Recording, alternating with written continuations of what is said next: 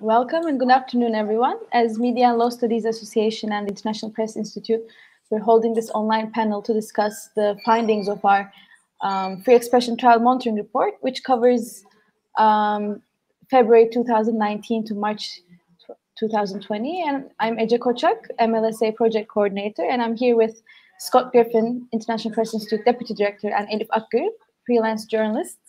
And also she monitors hearings for MLSA as part of this project. And in fact, MLSA and IPI began their trial monitoring efforts in 2018, in June 2018, and we published our first report in January 2019. It was a 6-month report where we published the first set of findings. And then we moved on to this other project period where we monitored hearings for 12 months. And we published bi-monthly reports throughout this process. And then now we're sharing the final report findings. And during this period, our monitors attended 319 hearings covering 169 cases between February 26th, 2019 and March 6th, 2020. And the hearings were all picked based on the European Human Rights Convention's Article 10 on freedom of expression. The majority of the defendants were journalists, although we also monitored hearings of academics, writers, lawyers, and students. And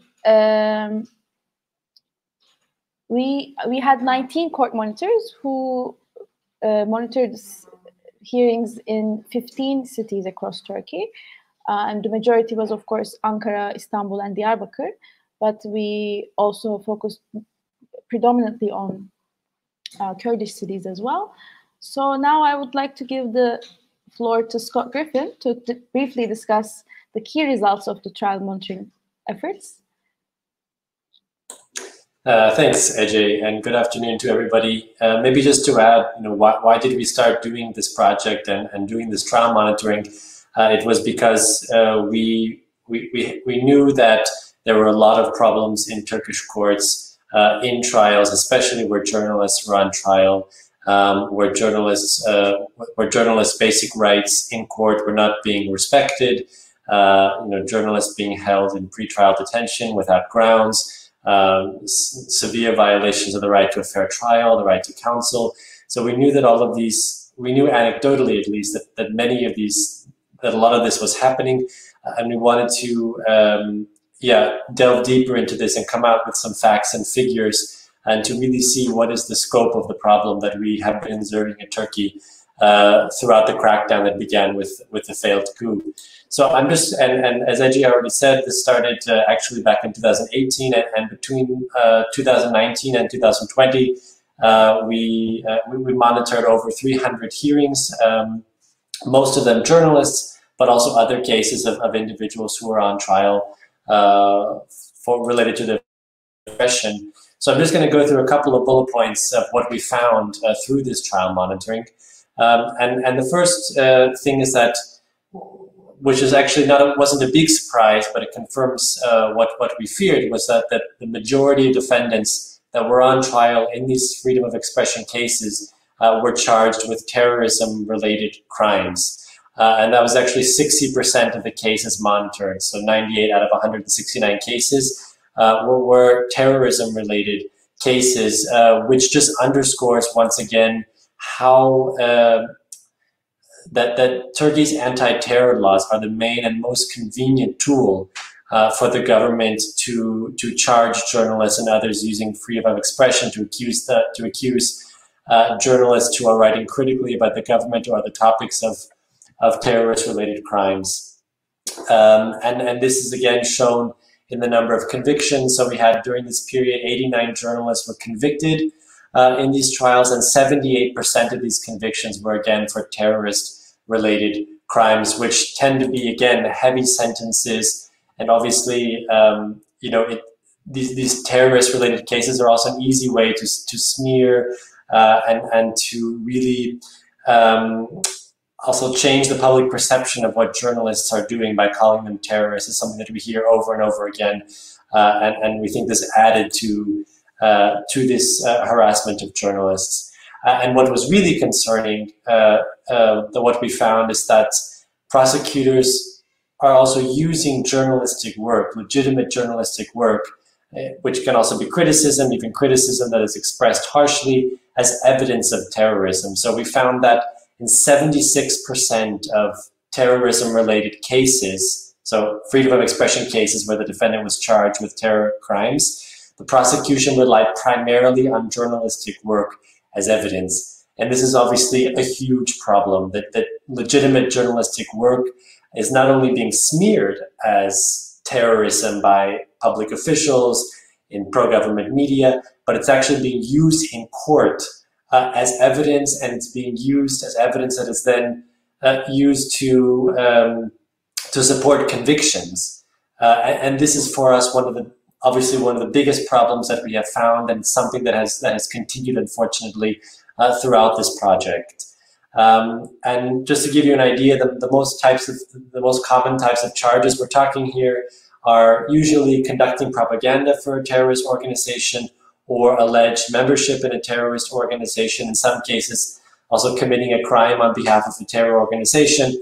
As I said, in most of these cases, journalistic work, in some cases also social media posts, were being used to support these crimes. So there's a huge blurring of the lines between journalistic work and freedom of expression and terrorism, and this dividing line, and there are a lot of international standards around this line, has been completely blurred in Turkish courts, and our report really shows that very clearly, unfortunately.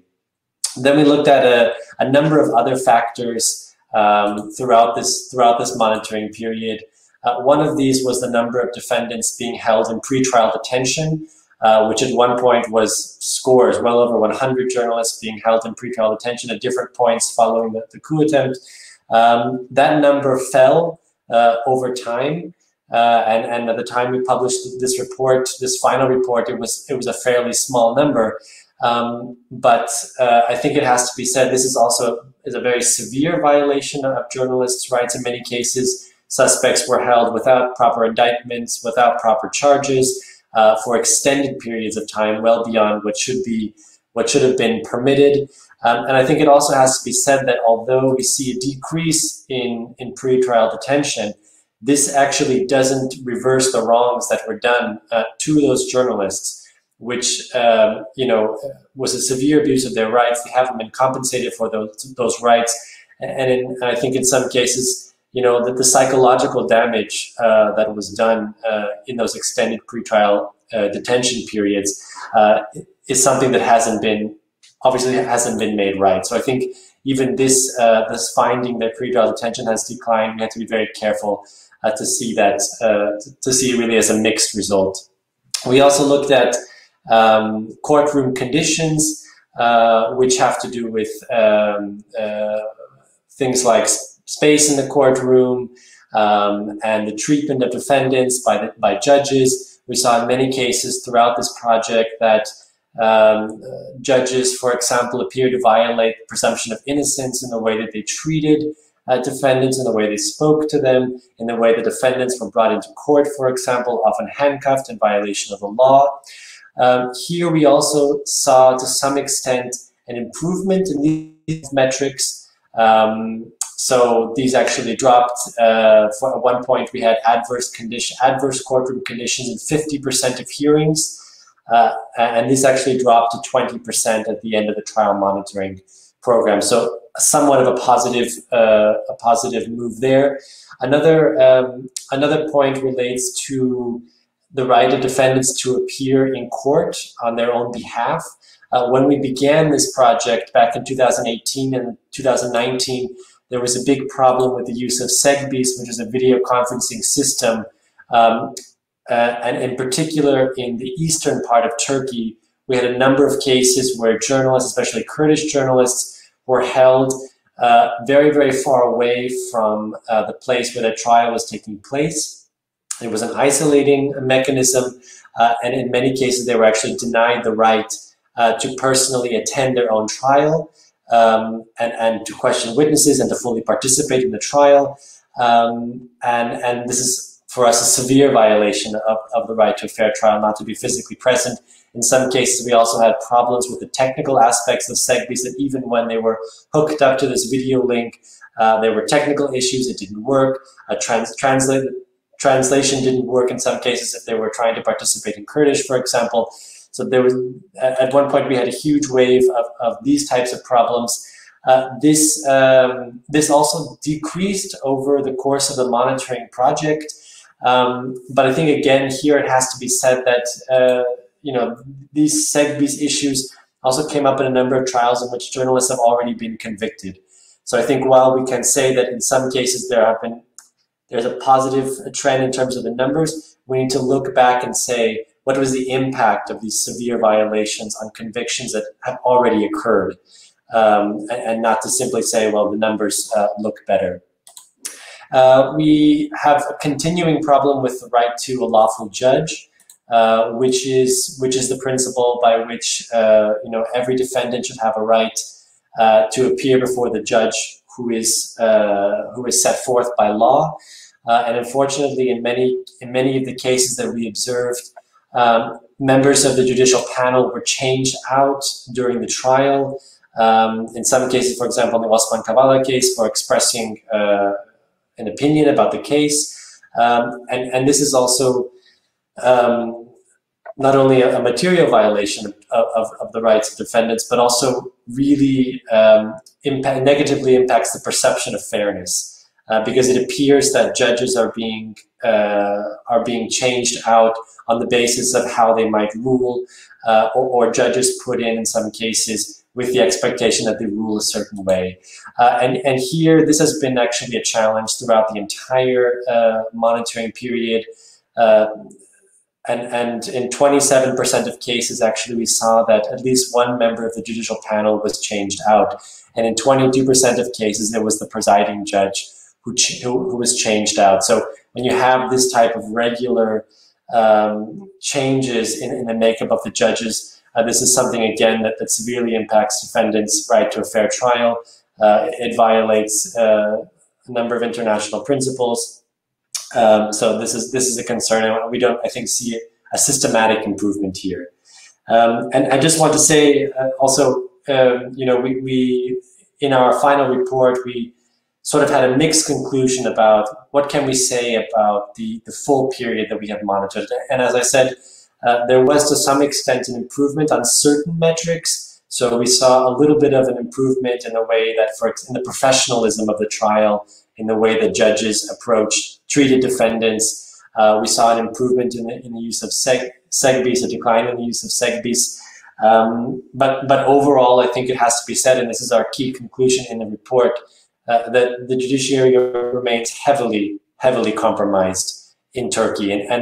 And we can see this in two ways. One is that the vertical power structure of the judiciary in Turkey hasn't changed. So the influence of the executive branch over the High Council of Judges and Prosecutors remains. And as long as you have a system which allows the executive branch and the president to influence the makeup of the judicial branch, it's not possible to speak of, I think, really a true shift toward independence, because you always have this sort of factor lurking over the entire judicial branch. And the other thing I think that has to be said is that we still see a number of cases coming before courts where this arbitrariness, which has been in place, again, in the past few years through the crackdown, still remains. And I think actually just this month we had a decision in the case of Deniz Yücel, who is a Turkish journalist. And his case is an example of everything that can go wrong, all the ways in which journalists' rights can be violated. He was held in pretrial detention for almost a year, much of it in solitary confinement.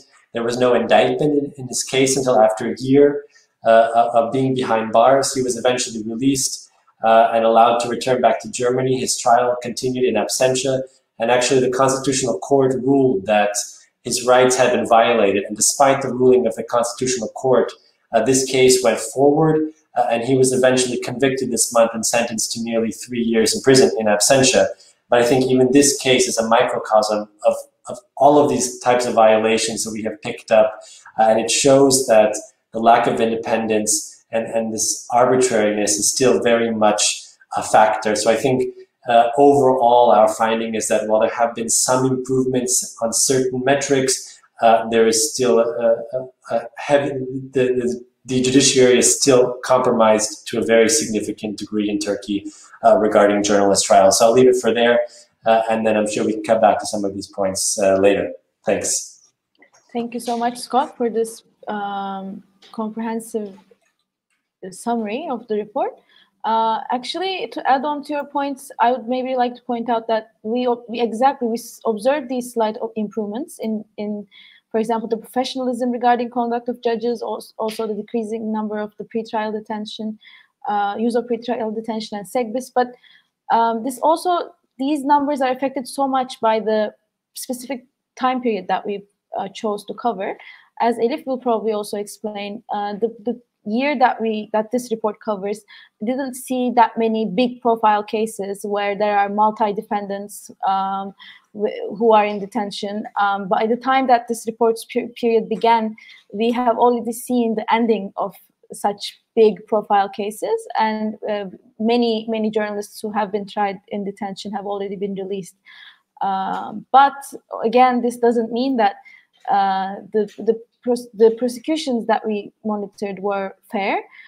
Still, even if a journalist is not tried in pretrial detention, the accusations that we see, the evidence that we see is completely baseless in many of these cases that we monitored. And also, maybe one thing that was important this year with this report was that we tried to monitor as many cases as we can without really looking at whether it's a big profile case, whether the journalist is a famous journalist or not. And this actually also improved solidarity, I think, among journalists, because this project, because of its extent, I think also provides some sort of solidarity for journalists who are on trial, because sometimes we go to hearings and we monitor them, and MLSA monitors are the only ones who are there.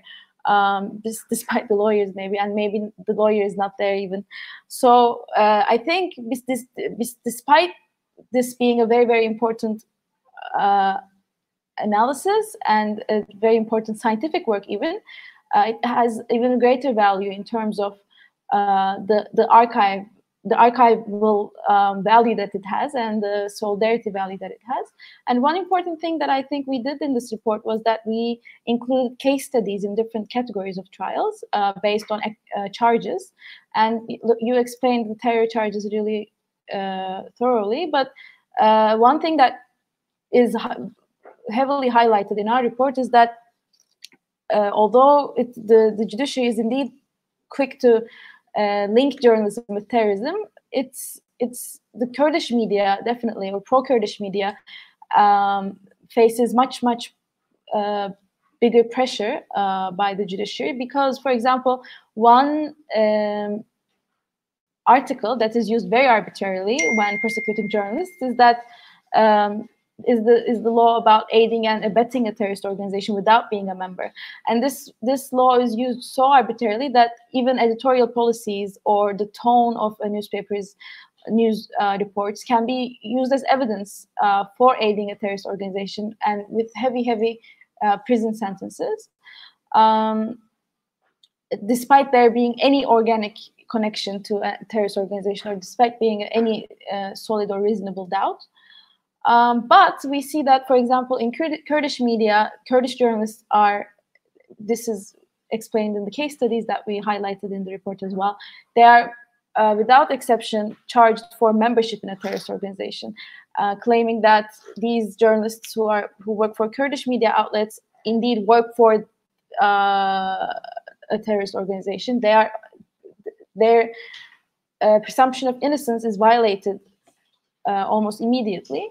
But besides the terror charges, the most important charges that we highlighted in this report were insulting the president, denigrating the Turkish nation, revealing state secrets. This is a broad, actually, term. Many different articles can be used against journalists when they're accused of revealing state secrets, including the law on the National Intelligence Agency. because it's now been started to use as against journalists as well. But yes, especially insulting the president and denigrating the Turkish nation charges are also used or abused even by violating international legal standards as well. And also disclosing the identity of officers on anti-terror duty has been used for persecuting journalists very, very frequently in the last year. Even writing the name of a prosecutor leads to a 10-month, 15-month suspended prison sentence.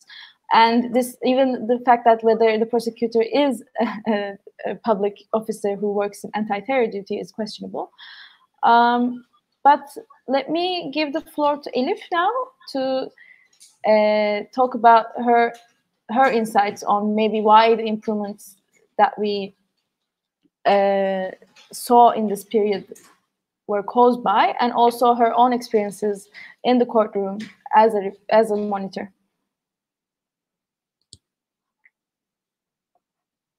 You're mute.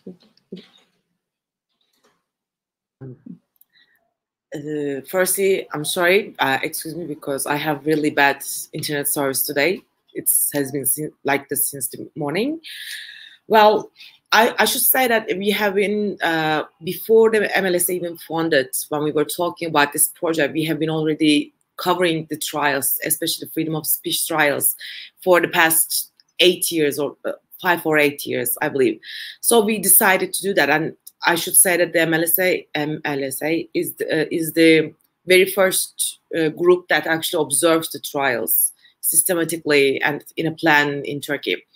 So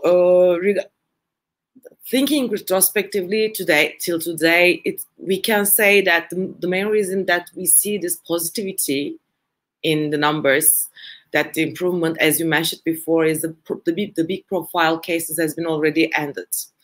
For example, we first started, there was very intense FETÖ trials after the coup attempt. There are a lot of journalists who has been imprisoned, and their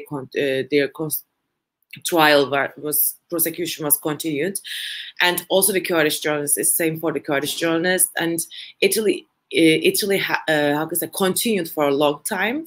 But now when we came here today, for the past 3 years maybe, we have a big profile trial for one big profile trial every year, for example. For example, last year it was Gezi residence trial.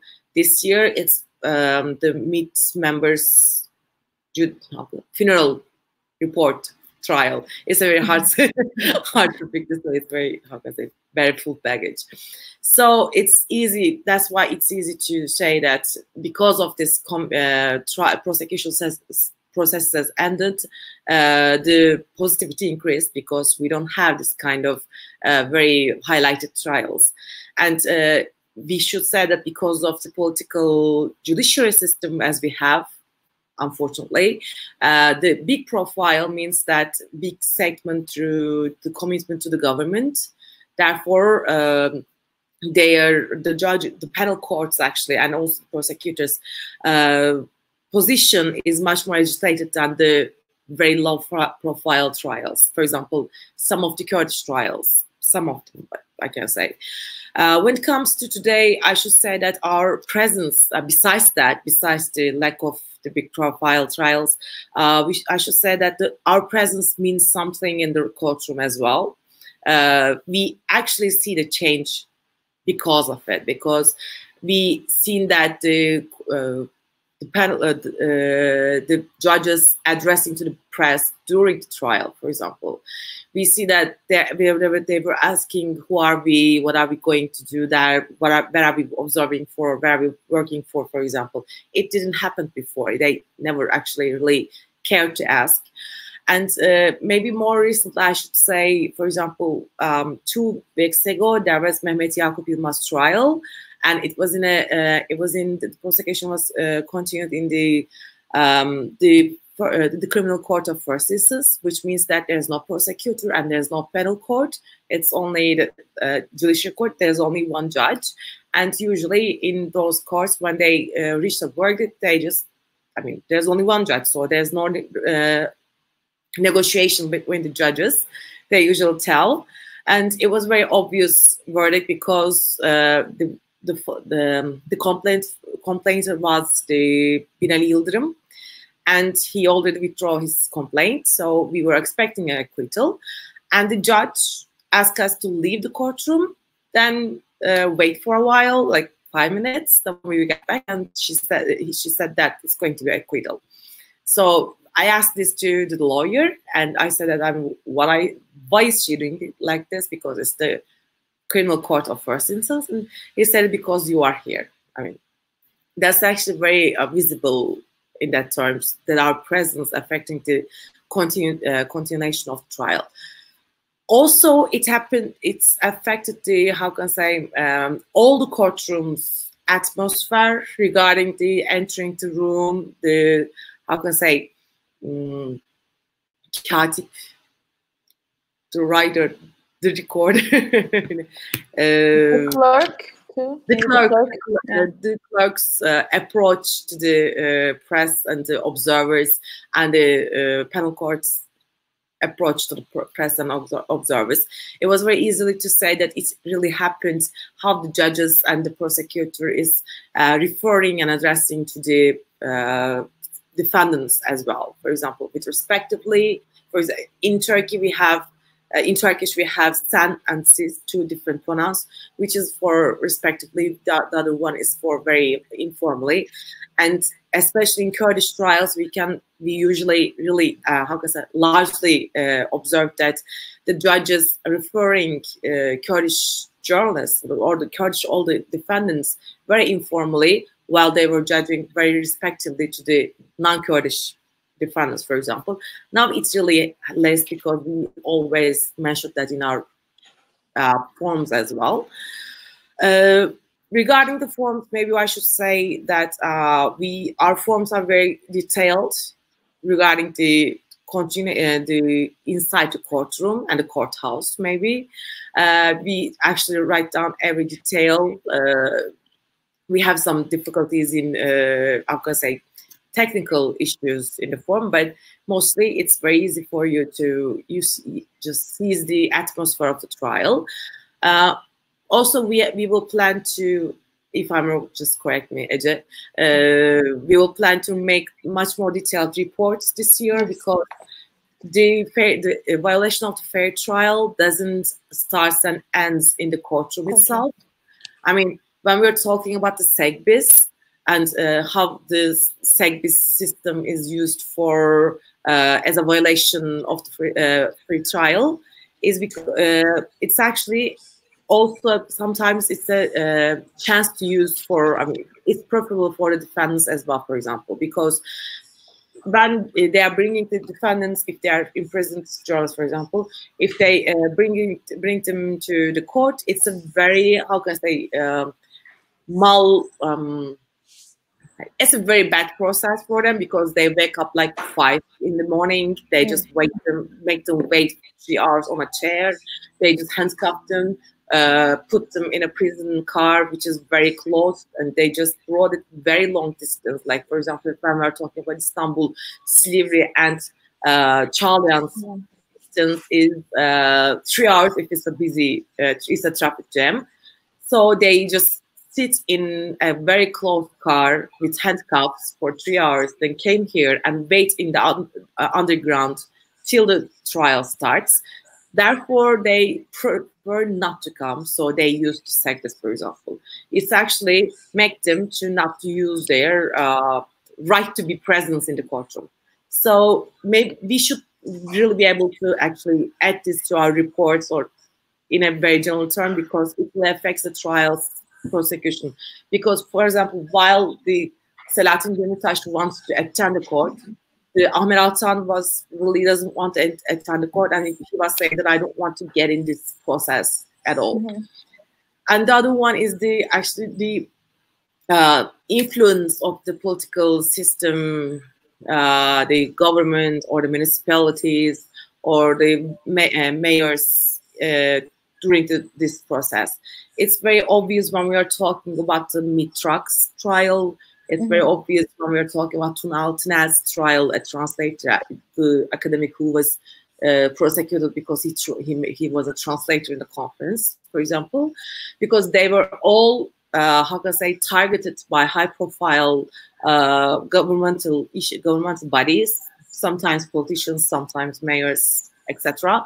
And it really affected. I mean, we could able to see the same charges on the indictments as well before the indictments were even formed. For example, in Tunal, the mayor has made a press release saying that we captured a terrorist organization's member and held in blah blah blah.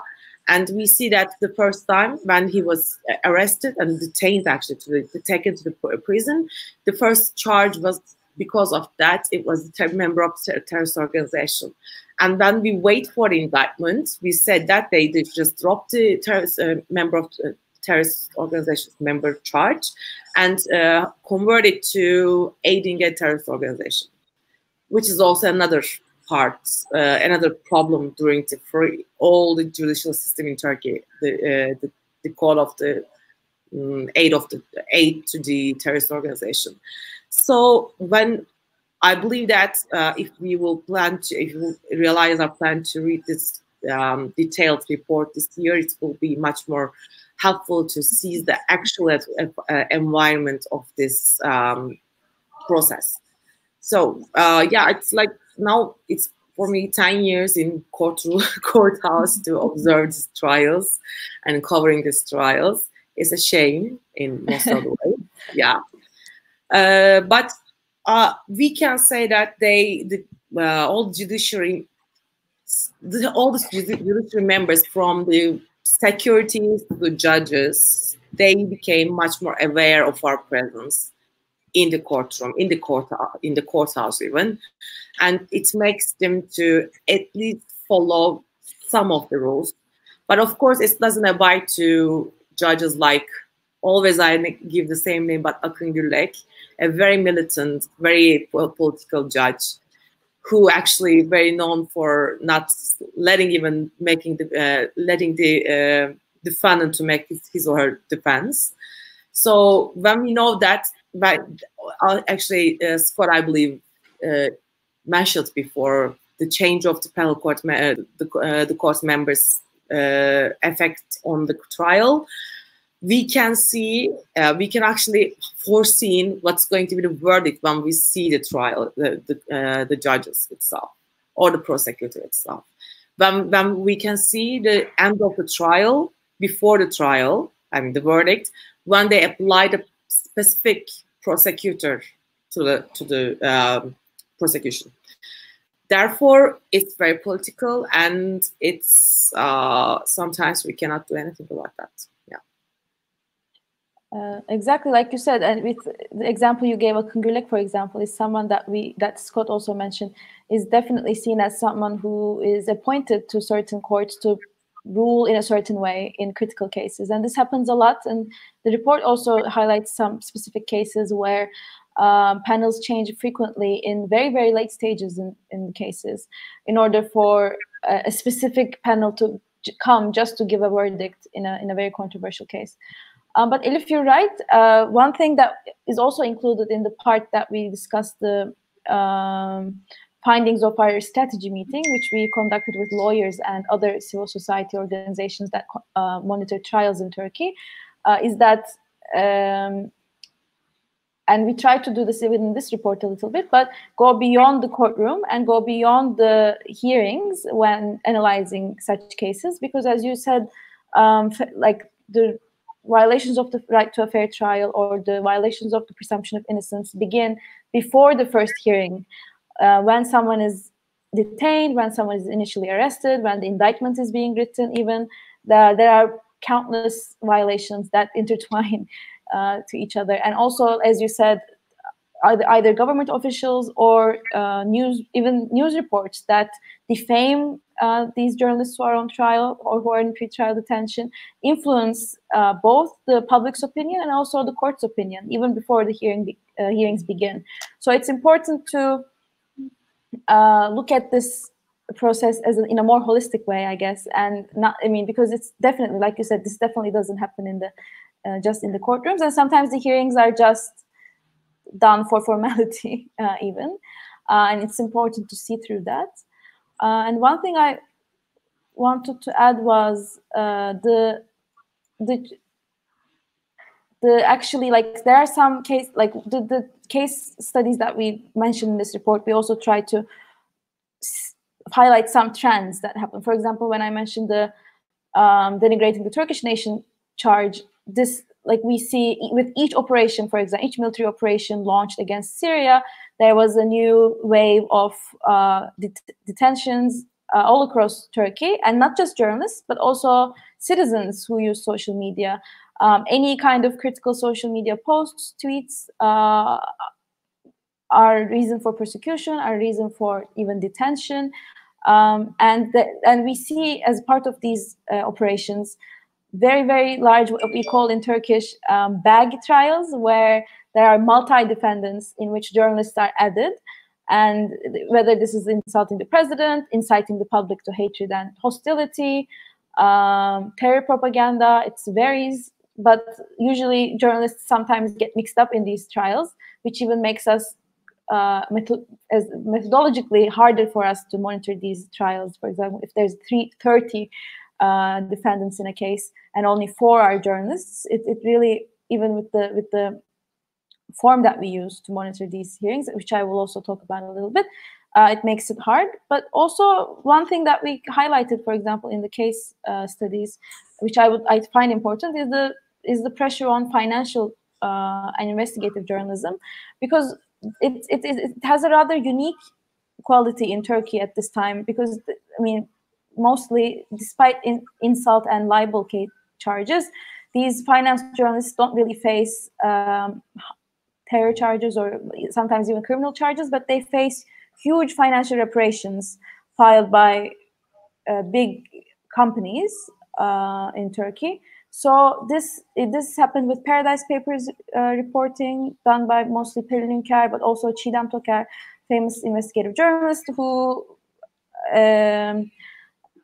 predominantly reports on tender bids, very, very large profile public tender bids, and basically unravels how large pro-government companies are favored in these tender bids. And it's come to a stage that these companies find it very, very easy to sue these journalists, asking record-breaking reparations, which even if it's not like something as serious as a prison sentence, this causes incredible financial pressure on media outlets. And even if it's just basically an inconvenience at this point. But also one other example that, and Elif, you were the one who monitored this, was what we call the Bloomberg trial, where 2 Bloomberg finance reporters based in Turkey were charged, along with other actually journalists, as a total of 38 people, including citizens, copywriters, students, basically and they were charged with defying the capital markets law for influencing the currency rate by tweeting on the financial crisis in Turkey. And in terms of the report, you mentioned it a little bit. I wish we had the chance to show it actually during this broadcast, but it's a very, very detailed report which we based on a court monitoring report done by OSCE. MLSA legal team sort of adapted it so that it could be used for the Turkish judiciary. And it's actually a live and ever-changing form, because we, even during this 12-month process, we changed it when we seen fit. We added some questions because, I mean, the trends change all the time, and the needs for the report change also. So, like, we're always in conversation with our monitors to make the report easier to produce. Scott, can I just add something, yeah, just sure. a comment on what we've been talking about? Because I think one of the things that the report really shows very clearly, but also speaking more broadly about the situation in Turkey now, is just this this sense of arbitrariness that hangs over so many of these trials. And you mentioned the fact that, we also need to look at what is happening outside the cases, at the way in which journalists are attacked and pro-government by top government officials. And on the one hand, in a country with a functioning system of the rule of law, as bad as these kind of smear campaigns are, we could at least hope that courts can be independent enough to uphold the law. But we see that, and this report shows that they aren't. That these kind of, whatever the message is that is being propagated by the government in these kind of smear campaigns against journalists is flowing into these cases.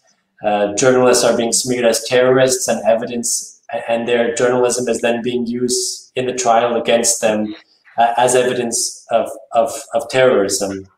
And in general, we see that that public officials, anything which criticizes them, whether or not it's legitimate criticism under international principles or not, is immediately classified as some kind of terrorism, or, as you say, violations of different intelligence laws, of security laws. We had, I think you mentioned this case of Cumhuriyet journalists now being accused of terrorism for investigating a land lease by Fahrettin Altun, the presidential spokesman, which is again just an example of which high public officials can take criticism against them and find a way to throw these kind of terror accusations, which aren't just smear campaigns, but actually become court cases.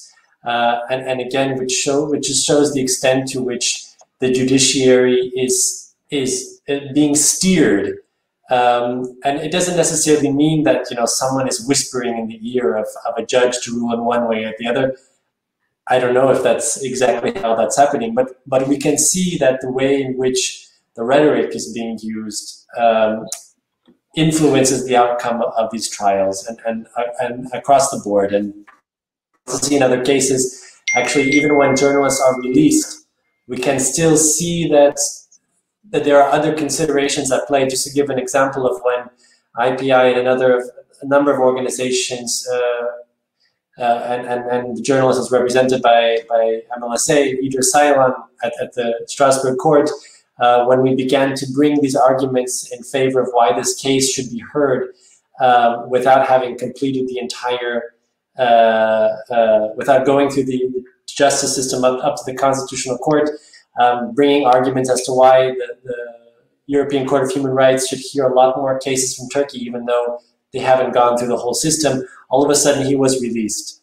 And again, I think this is another example of, you can see this isn't, the justice system isn't functioning according to rule of law, isn't functioning according to basic notions of justice. It's as I said, being steered by external considerations, which in some cases may be the judge's understanding that they are meant to rule in a certain way, or that, for example, whether judges are promoted or not, whether they are removed from the case or not. All of this depends upon the way in which they rule, and this is really, as I said, this is what arbitrary justice looks like, as opposed to a system of the rule of law, and this is what the report really, for me, is at the heart of the report and at the heart of the work that I think all of our organizations are doing, trying to monitor and report on these cases. Thank you. And you're right. The report clearly shows that judiciary is being instrumentalized for this means. And Elif is, I think, not with us due to internet problems, but I hope she'll be back.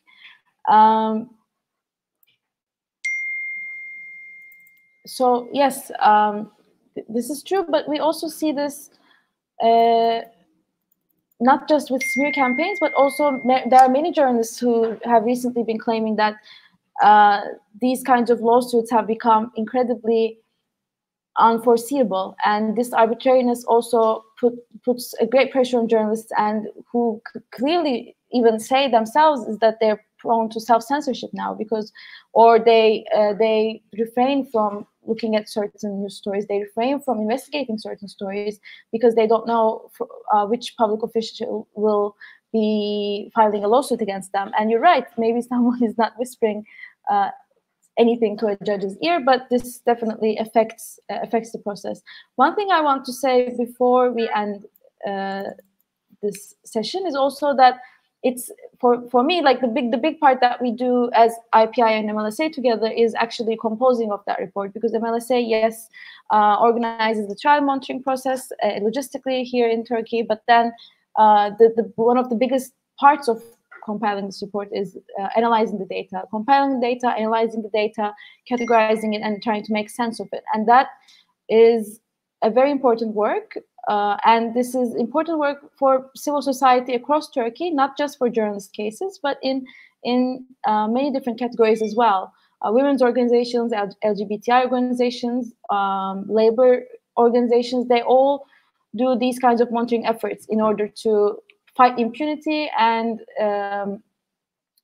create solidarity and also advocacy for their own causes. So trial monitoring is definitely has become a very, very crucial tool in Turkish civil society, unfortunately. But it's also something that we see that gives results, like you said, Scott. And in that sense, like for me personally, the creation of this archive, the creation of this data is very, very valuable. And what makes our job, what the hardest part of our job is probably making sense of this data and presenting it to the public in a meaningful way that makes sense. And this is valuable because this archive will hopefully will help in the future as well, when these judges or these prosecutors who, as we've seen in the failed coup attempt and the many purges that followed it, who give these judgments that now might be also taken off duty at some point or might be tried in the future. And the data that we keep will hopefully be used maybe one day as evidence in showing that they were indeed not independent. And Elif, maybe before we end, let me give the floor to you for one last time to talk about why it's important for us to be in the courtrooms and how trial monitorings can, how should I put it, strengthen civil society in Turkey.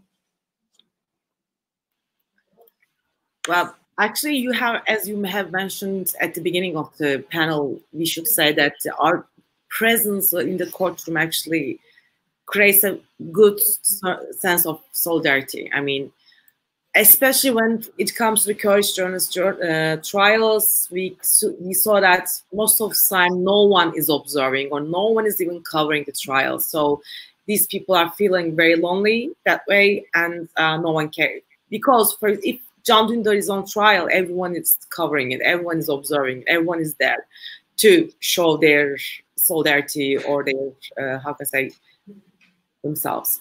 But when it comes to the Kurdish journalists, mostly Kurdish journalists, yeah, that's the situation. Therefore, it's very important for us to be that.